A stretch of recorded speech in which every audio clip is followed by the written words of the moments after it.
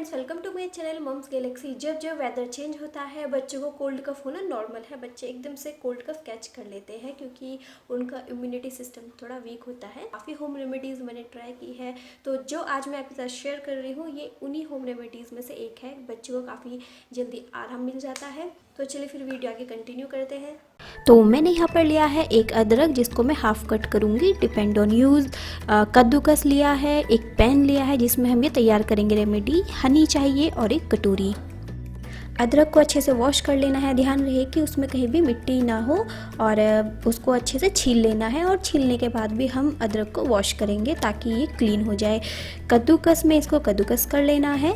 आप इस टाइप का छोटा कद्दूकस यूज़ कर सकते हैं।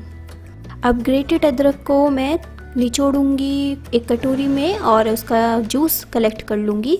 ये देखिए, आप ऐसे निचोड़े हाथ से ही और इसका जूस निकल जाएगा अपने आप ही। आप एक क्लीन बाउल में इसको कलेक्ट करें। अब अदरक का जूस मैंने पैन में डाल लिया है क्योंकि मुझे ये हनी के साथ मिक्स करना है। 1 स्पून हनी लिया है, टेबल स्पून लिया है मैंने यहाँ पर, और हनी को अच्छे से मिक्स कर लेना है अदरक के जूस में। अब पैन को हल्का सा हमें गर्म करना है, गैस पर ज़्यादा नहीं, वरना हनी के जो भी एंटीऑक्सीडेंट होते हैं वो सब गर्म होने पर ख़त्म हो जाते हैं। आपको इस बात का ध्यान रखना है। हल्का सा गुनगुना हमको इसको करना है। अब गैस को कर देंगे हम बंद।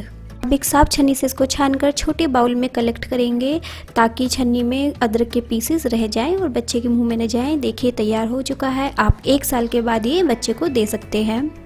मस्ट ट्राई होम रेमेडी है। अगर बच्चों को खांसी होती है तो आप इसे जरूर ट्राई करें। होप कि आपको वीडियो पसंद आई होगी। जिंजर और हनी दोनों में ही बेस्ट एंटीऑक्सीडेंट होता है। अगर आपको वीडियो पसंद आता है तो हिट द लाइक बटन।